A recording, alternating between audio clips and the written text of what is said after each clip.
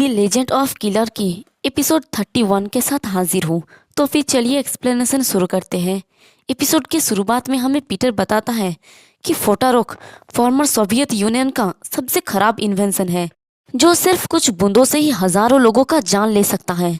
और वो deadly weapon release किया गया था जहाज में। और उस फोटारोक गैस में जो भी सांस लेता है वो लोग खून की उल्टियां करने लगता है, कुछ लोग तो मर भी जाते हैं। तो पीटर ये देख के सोचता है कि काले बालों को सफेद करना, आंखों को लाल करना और खून की उल्टी करना, ये सभी फोटारोक पॉइजनिंग का सिम्टम है। लेकिन फोटारोक का डरावना होने का कारण इसका घातकता नहीं है। असल में टेरिफाइंग बात यह है कि गैस रिलीज होने के बाद क्या होता है।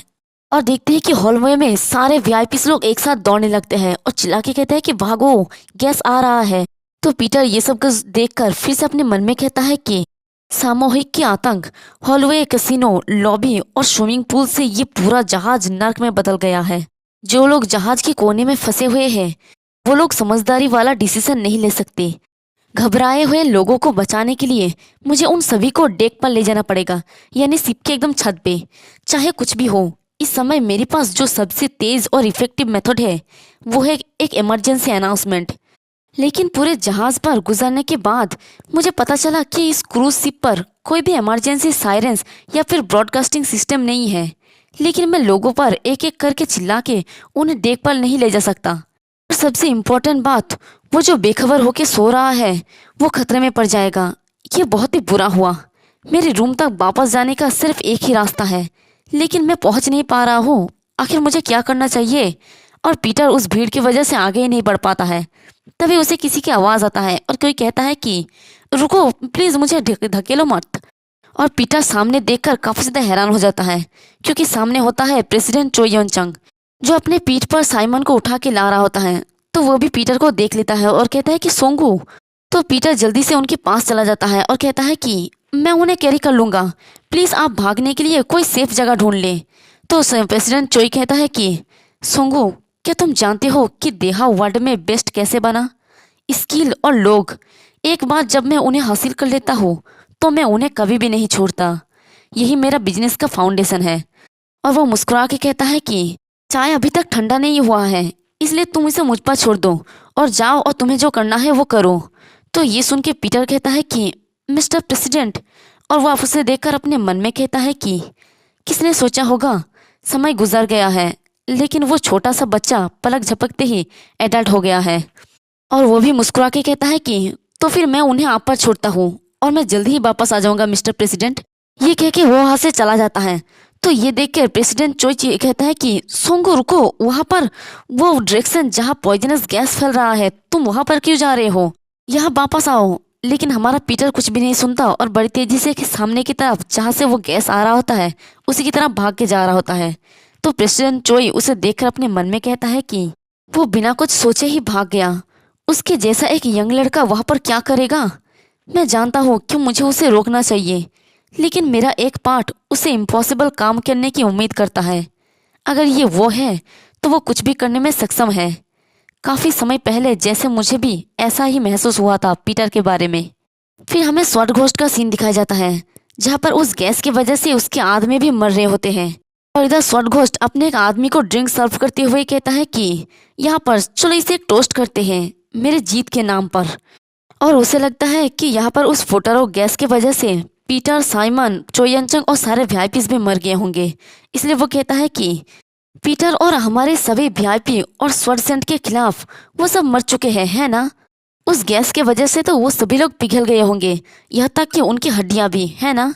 मुझे हैरानी है अगर हमारा बॉस लाश को पहचान ले तो। और वहाँ पर जगह काफ़ी ज़्यादा शांत होता है, लेकिन तभी अचानक से वो जगह हिलने लगता है। ये देख के स्वॉर्ड घोस्ट और बॉडीगार्ड काफ़ी ज़्यादा हैरान हो जाता है और उस हिलने की वजह से चीज़ें इधर उधर गिर रहा होता है।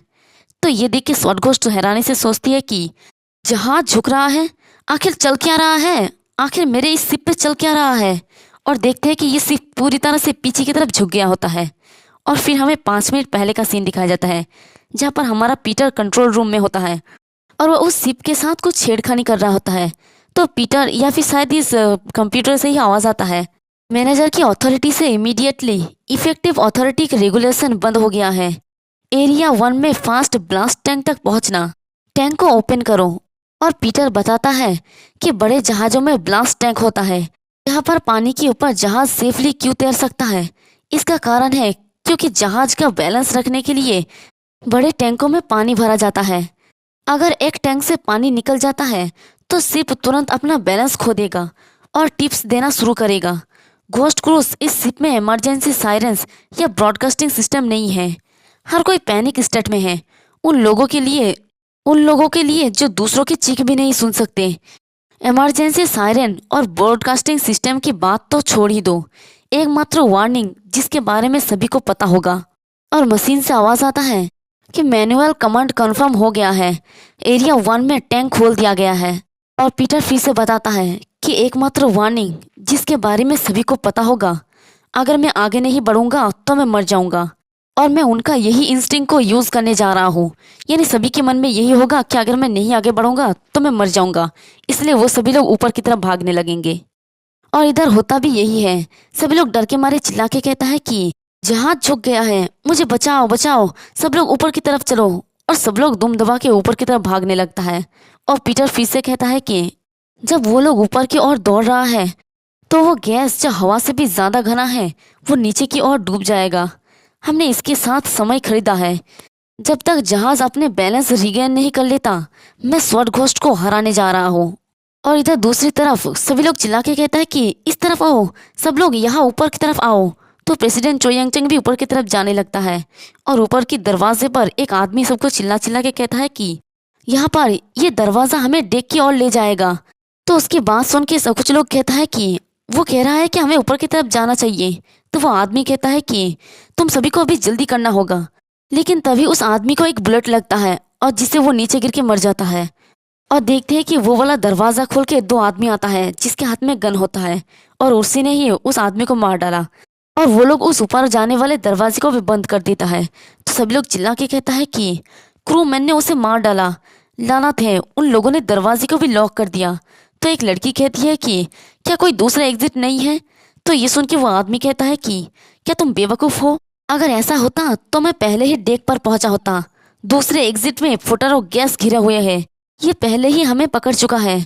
और सभी लोग उन दोनों गुंडे को कहता है कि तुम लोग जो भी चाहो हम तुम्हें देंगे, इसलिए प्लीज जल्दी करो और दरवाजा खोल दो, प्लीज प्लीज इसे खोल दो।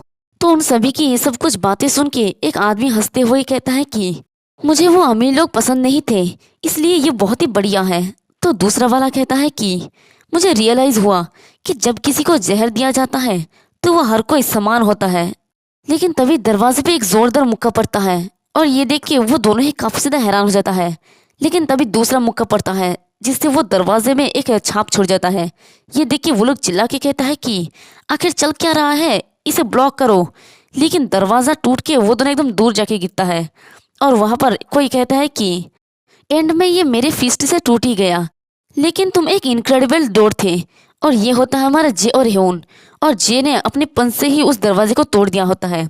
और यहाँ पर फिर से हमारे जे के बारे में बताया जाता है। इसका नाम है डोगू जे और ये ग्लोरी क्लब का किलर है, डी रैंक का। और इसका जो स्पेशलिटी होता है वो है सुपर ह्यूमन स्ट्रेंथ और ग्रैपलिंग। और उन दोनों की ताकत देख के प्रेसिडेंट चोई के साथ बाकी सब लोग काफी ज्यादा हैरान हो जाता है। और फिर सब लोग खुश होकर चिल्ला के चेयर अप करने लगता है और कहता है कि वाह हम बच गए, क्लीनर ब्रदर्स ने हमें बचा लिया। और ये सब कुछ ऊपर से स्वॉर्ड घोस्ट भी देख रही होती है और वो ये देख के काफी ज्यादा गुस्से में होती है। तभी एक आदमी दौड़ते हुए आकर कहता है कि मैडम हमें ऑक्शन हॉल में अभी जाने की जरूरत है, मुझे लगता है कि पीटर वहीं पर है। और ये सुन के स्वॉर्ड घोस्ट कहती है कि वो ऑक्शन हॉल में है, ऐसा लगता है कि वो मरना चाहता है, इसलिए मुझे उससे मिलने जाना चाहिए। मैं जा रही हूँ और इसे आज ही खत्म कर दूंगा। और वो एक एक करके अपने कपड़े को खोलने लगती है। वैसे नीचे उसने शॉर्ट पहनी हुई है और अपनी परफ्यूम की बोतल को देख कर कहती है कि मुझे हैरानी है कि तुम्हें कौन सा परफ्यूम सूट करेगा। मुझे लगता है कि एक स्पेशल परफ्यूम अच्छा रहेगा और कुछ ऐसा जिसे कोई दोबारा नहीं सूंघ सकता। ये बहुत ही ज़्यादा स्ट्रांग है। ये शायद नहीं, या जिसे मैंने स्वॉर्ड सेंट पर यूज़ किया था वो, ये अच्छा हो सकता है। इससे पहले कि तुम्हें इसका स्मेल भी महसूस हो तुम नशे में हो जाते हो और सबसे हॉरिफाइंग नाइटमेयर को एक्सपीरियंस करो।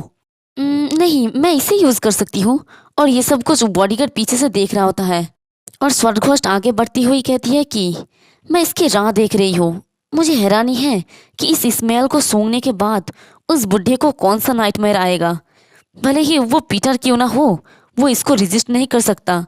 और देखते हैं कि उसने अपने सारे परफ्यूम को एक पोटली में भर लेती है।